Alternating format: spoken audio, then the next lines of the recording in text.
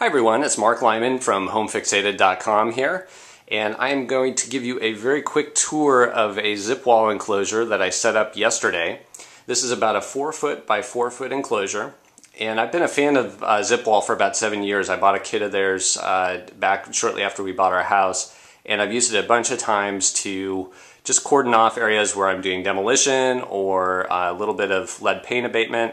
A quick disclaimer on that front, if you're dealing with any type of lead paint, make sure that you follow safe protocols on that and that you understand the laws related to it before you dive into that project. So what you're seeing here is 4 zip pulls, and then you're also seeing a triple pack of zip rails. And I'll talk about the pulls here first. You'll see those at the corner. They're extendable. You just rotate them to extend them up and down.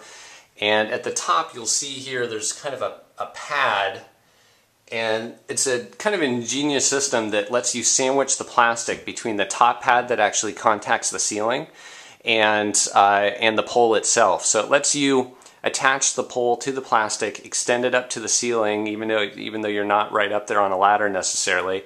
And the pad has some rubber on the top of it to keep it in place. I have a little confession to make, which is like many men in the US, I kind of take pride in not reading the owner's manual to a lot of the things I get. And when Zipwall sent us some of their products, I decided I better step up and read this one, especially since it's only a page long. And one of the tips I picked up, aside from how to put the poles up properly, is using these little red discs, and these are grip discs. In the past, I've had issues with air pressure building up on the inside or the outside of the enclosure, and even though there's a lot of tension under the pole, these poles wound up sliding around and messing up the enclosure. So if you're dealing with hardwood floors or tile or anything like that, I highly recommend using these little rubber grip discs to keep your poles in place. The other thing while I'm down here is we can take a look at this foam rail that is holding this bottom seal in place. So this triple pack of poles here actually keeps 6 foam rails in place. You can't see a couple of them on the back side, but you can see the top and the bottom of the enclosure are completely sealed off by these foam rails. And those are a big advancement. In the past, I've had to use tape to seal off the top and in some cases the bottom. And what happens is that air pressure that I talked about can basically pull the tape off of whatever surface you're working on. If you wind up using stronger tape, then what winds up happening is you actually can pull the paint off the surface that you're working on, or you can damage the surface.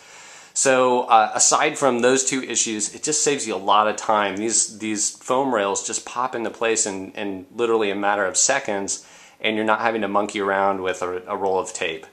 So great advancement there. The other thing that I'm using over here are some side clamps, and I actually doubled up I'm using 2 side clamps. These are from an original kit I bought way back when. And what you can see here is they're holding from the bottom to the top. I'm actually using 2 foam rails to seal off that side of the enclosure. So again, time savings, and you're not having to tape it off. The other thing I want to talk about is the zipper that you see here. Sorry it's so backlit, but there's a window back there that's letting all the light through. This is actually their heavy-duty zipper, and in the past I've used their standard-duty zippers. They work fine if you're dealing with an enclosure that's going to be up for a short term. But if you're like me, you put up one of these enclosures and the project that you thought was going to take about a day or so winds up taking about 2 weeks. So in the past, I've had their standard duty zippers fail on me. The adhesive just eventually comes off the plastic. And these heavy duty zippers are much less likely to do that. They've got a wider area for adhesive. And the other thing is they come with this little gizmo. It's basically a double razor blade that you can kind of see here. And when you're installing the zipper, you use that to cut a slit down the middle, and it actually removes about a 1/4 inch of plastic. And that may not sound like a big deal, but it basically prevents the plastic from interfering with the teeth of the zipper. And as you can see here, the zipper operates perfectly. It doesn't get bound up at all in the plastic. So if you're looking for a quick way to get an enclosure up, hopefully preserve the sanctity of your marriage or your relationship with your significant other if you have one, the Zipwall enclosure is a great way to do that. Very easy to use, very quick to get in place, and it absolutely contains the chaos of whatever it is you're working on.